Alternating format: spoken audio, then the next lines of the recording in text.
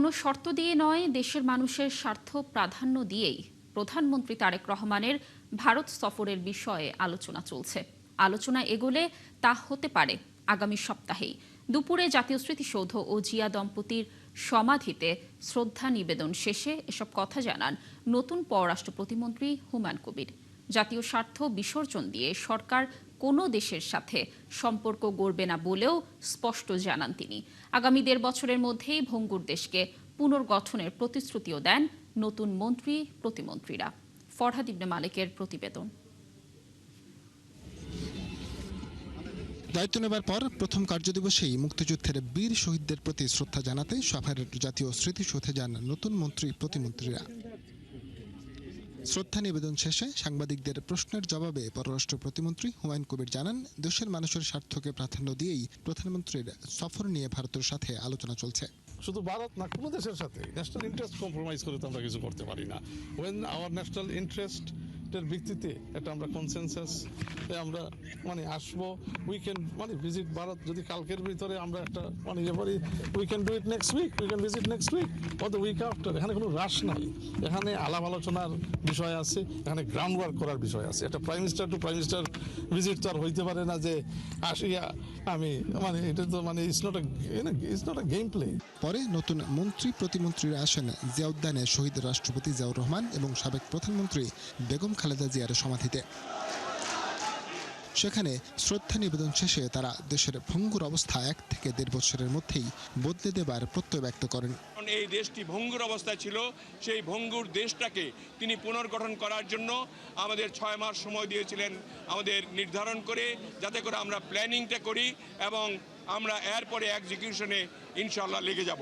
আশা করি 1-1.5 বছরের মধ্যেই আপনারা বাংলাদেশের ভিন্ন চিত্র দেখতে পারবেন। বিএনপি এমন একটি রাজনৈতিক দল যারা মানুষের অধিকারে বিশ্বাস করে, যারা গণতন্ত্রে বিশ্বাস করে, এবং এই দলটি কিন্তু বিগত 17 বছর রাজপথে মানুষের পাশে থেকে স্বৈরাচারের বিরুদ্ধে আন্দোলন করেছে।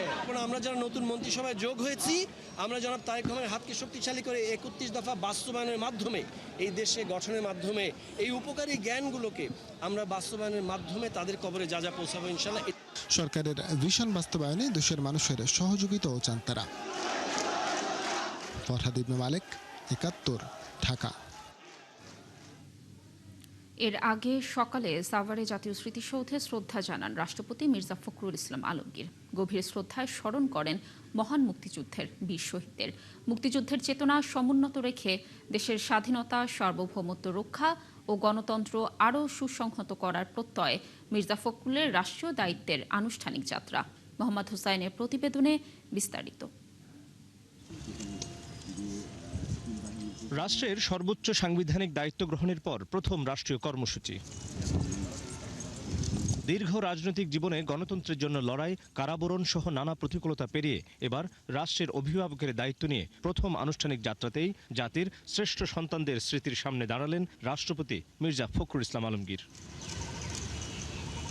শনিবার সকাল 10:30টায় সাভারের জাতীয় স্মৃতিসৌধে মহান মুক্তিযুদ্ধের বীর শহীদদের প্রতি বিনম্র শ্রদ্ধা জানান তিনি।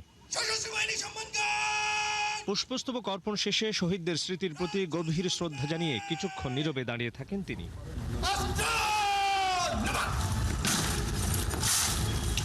যাদের আত্মত্যাগের বিনিময়ে একটি স্বাধীন সার্বভৌম রাষ্ট্র ও লাল সবুজের পতাকা পেল জাতি, সেই বীর সন্তানদের কৃতজ্ঞতা চিত্তে স্মরণ করেন রাষ্ট্রপতি মির্জা ফখরুল ইসলাম আলমগীর। এ সময় বিয়োগলের করুণ সুরে আর নীরবতায় যেন ফিরে আসে মুক্তিযুদ্ধে আত্মত্যাগের স্মৃতি। এ সময় রাষ্ট্রপতিকে 3 বাহিনীর চৌকস দল সশ্রদ্ধ সালাম জানান।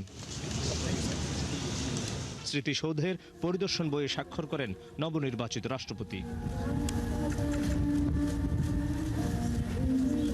পরে স্মৃতিসৌধের আঙিনায় একটি গাছের চারা রোপণ করেন রাষ্ট্রপতি মির্জা ফখরুল ইসলাম আলমগীর।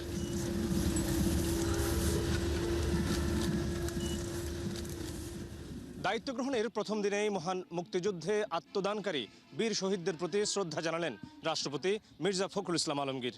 তার এই শ্রদ্ধা নিবেদন কেবল রাষ্ট্রীয় আনুষ্ঠানিকতা নয়, গণতন্ত্র এবং মহান মুক্তিযুদ্ধের চেতনাকে সমুন্নত রাখার একটি বার্তা। প্রত্যাশা দলমতের ঊর্ধ্বে উঠে একটি সমৃদ্ধ বাংলাদেশ বিনির্মাণে অভিভাবকের ভূমিকা রাখবেন তিনি। মোহাম্মদ হোসাইন, ৭১, জাতীয় স্মৃতিসৌধ, সাভার। নারীর ক্ষমতায়ন বাড়ানো এবং শীর্ষস্থানে নেতৃত্ব তৈরিতে রাজনৈতিক দলগুলোর নীতিমালায় পরিবর্তন আনার তাগিদ দিয়েছেন নারী নেত্রীরা। আজ রাজধানীর একটি হোটেলে তরুণ নারী নেতৃত্ব নিয়ে আয়োজিত জনসংলাপে নিজেদের এমন মনোভাব তুলে ধরেন তারা। শ্রমজীবী নারী ও তৃণমূলের নারীদের ভূমিকার স্বীকৃতির দাবিও জানান তারা। বিস্তারিত মিল্টন আনোয়ারের প্রতিবেদনে। সেই ডাকসু নির্বাচনে আমরা রাজনীতিতে তরুণ নারীদের নেতৃত্ব বিষয়ক এই জনসংলাপের আয়োজন করে সেন্টার ফর গভর্নেন্স স্টাডি। এতে অংশ নেন বিএনপি, জামায়াত, এনসিপি সহ বিভিন্ন রাজনৈতিক দলের নতুন প্রজন্মের নারী নেত্রীরা। তারা বলেন, রাষ্ট্রে ৫১% নারী হওয়া সত্ত্বেও রাজনীতিতে তাদের ভূমিকা সীমিত। এজন্য রাজনৈতিক দলগুলোর নীতি দায়ী বলে অভিযোগ তাদের। আমার সংসদে বিরোধী দল তার মূল রাজনৈতিক দলের নেতৃত্বের ক্ষেত্রেই নারীদের কথা ভাবতে পারে না। আবার দেখেন, এখানে একটা আমার কাছে হিপোক্রেসি মনে হয় বিষয়টা।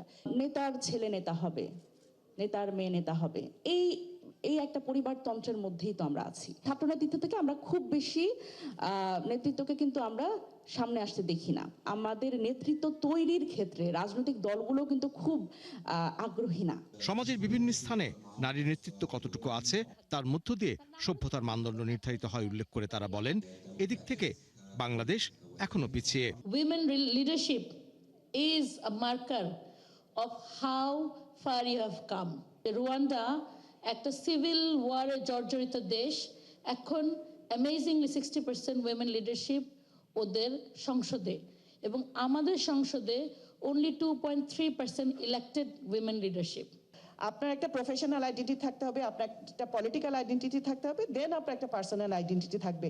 এই তিনটা আইডেন্টিটিকে আপনি আপনার মতো করে ডিফাইন করবেন। আই এম নট জাজিং এনিওয়ান।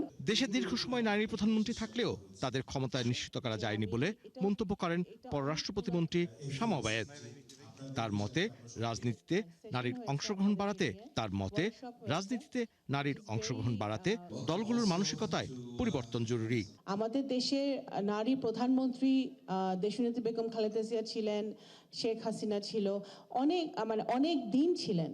তারপরেও কিন্তু উইমেন এম্পাওয়ারমেন্ট যাকে বলে সেটা বস্তুত অর্থে কিন্তু আমরা পাই নাই। রাজনৈতিক দলগুলোর মনস্তাত্ত্বিক পরিবর্তন না হওয়া পর্যন্ত এই সমস্যার সমাধান হবে না। সমাজের সব ক্ষেত্রে নারীর নিরাপত্তা এবং অনলাইনে বিভিন্ন পেশার নারীদের হয়রানি ও আক্রমণ বন্ধে সরকারের কার্যকর পদক্ষেপের দাবি উঠে আসে আলোচনায়। আমাদের অর্ধেক পপুলেশন নারী। মিল্টন আনোয়ার, ৭১, ঢাকা। কলকাতায় হোটেলের আগুনে নিহত সাতক্ষীরার বাসিন্দা এস.এম. আলিমুজ্জামানের মরদেহ ভোমরা বন্দরে পৌঁছেছে। এছাড়া যশোরের বেনাপোল সীমান্ত দিয়ে আরও 5 মরদেহ হস্তান্তর প্রক্রিয়া চলছে। শনিবার বেলা 12টার দিকে সাতক্ষীরার ভোমরা স্থলবন্দর ইমিগ্রেশন কর্মকর্তাদের কাছে বিএসএফ ও ভারতীয় ইমিগ্রেশন কর্তৃপক্ষ আলিমুজ্জামানের মরদেহ হস্তান্তর করে। ভোমরা স্থলবন্দর ইমিগ্রেশন পুলিশের ইনচার্জ সজীব বালা জানান, ভোমরা বিওপি বিজিবির উপস্থিতিতে ইমিগ্রেশন পুলিশ মরদেহ গ্রহণ করে নিহতের ভাই নুরুন্নবীর কাছে হস্তান্তর করেছে। এর আগে শুক্রবার সন্ধ্যায় ময়নাতদন্ত শেষে স্বজনরা মরদেহগুলো বুঝে পান। পরে সকালে মরদেহ নিয়ে দেশের উদ্দেশ্যে রওনা দেন স্বজনরা। তবে সাতক্ষীরার কালীগঞ্জের বাসিন্দা রেবতী সরকারের পরিবারের ইচ্ছে অনুযায়ী তার দাহ কলকাতায় হয়েছে।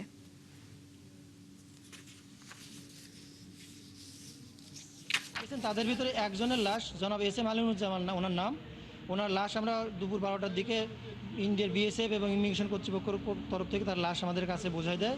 আমরা বাংলাদেশ ইমিগ্রেশন ভোমরা পুলিশ, ভোমরা ইমিগ্রেশন চেকপোস্ট এবং বাংলাদেশ বিজিবি ভোমরা চেকপোস্টের যিনি দায়িত্বপ্রাপ্ত অফিসার ছিলেন, আমরা লাশটা 12টার দিকে গ্রহণ করে যিনি মারা গেছেন ওনার ভাই জনাব এস.এম. নুরুন্নবী ওনার কাছে। শাহীন নিহত 4 জনের মরদেহ কখন নাগাদ এসে পৌঁছাবে আর স্বজনরা কি বলছেন তারা কোনো তথ্য জানিয়েছেন কিনা জানাবেন।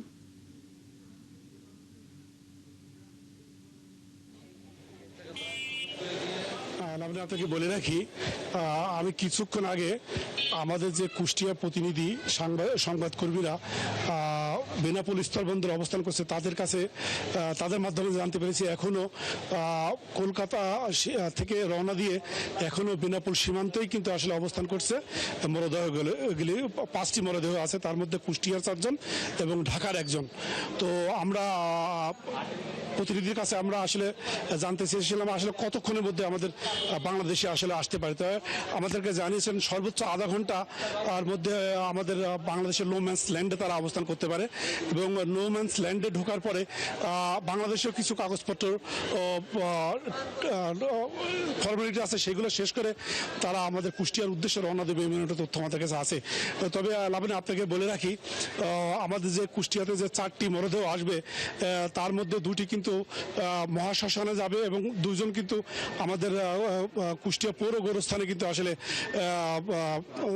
দাফন করা হবে, এরকমের তথ্য আমাদের কাছে আছে।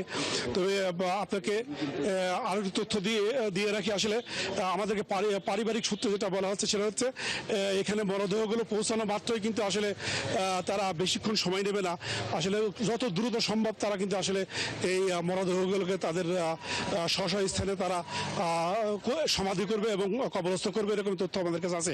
তবে আমরা অনুমান করছি আসলে আমাদের যে প্রতিনিধি দল বেনাপোল সীমান্তে আছে তাদের মাধ্যমে আমরা জানতে পেরেছি যে মূলত মোটামুটি রাত 8টা বা তারপর পরে হয়তো কুষ্টিয়ায় পৌঁছাতে পারে মরদেহগুলো, এমন তথ্য আমরা আর জানতে পেরেছি।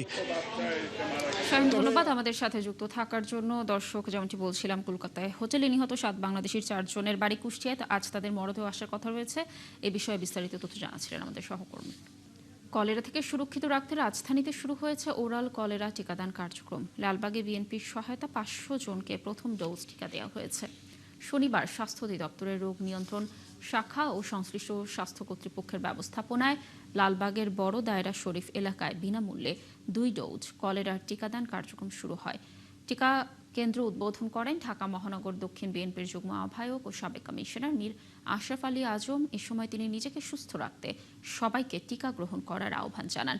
তিনি জানান, বিভিন্ন এলাকার বাসিন্দাদের কাছাকাছি টিকাদান কেন্দ্র, স্বাস্থ্যকেন্দ্র, শিক্ষা প্রতিষ্ঠান, কমিউনিটি ক্লিনিক অথবা মোবাইল টিকাদান দলের মাধ্যমে টিকা দেওয়ার ব্যবস্থা করা হয়েছে। 26 সেপ্টেম্বর থেকে দ্বিতীয় ডোজ টিকা প্রদান করা হবে। নাটোরের হরিশপুরে শিশির পরিবহনের বাস চাপায় নিহত হয়েছেন 2 জন। নাটোর ঝলমলিয়া হাইওয়ে থানার ভারপ্রাপ্ত কর্মকর্তা জাকির হোসেন জানান, শনিবার দুপুরে হরিশপুরের ব্রিজের পাশে এই দুর্ঘটনা ঘটে। নিহতরা হলেন বড় হরিশপুর রাজীবপুর গ্রামের সাইদ এবং জয়নগর পূর্বপাড়ার বাসিন্দা সাব্বির। ঘটনার পর বাসটি জব্দ করা হলেও চালককে আটকে অভিযান চলছে। দর্শক, চলছে সংবাদ সংযোগ। সরাসরি সংবাদ অনুষ্ঠান দেখতে চোখ রাখুন ৭১-এর ফেসবুক পেজে এবং সাবস্ক্রাইব করুন ৭১-এর ইউটিউব চ্যানেল। ৭১-এর সাথেই থাকুন।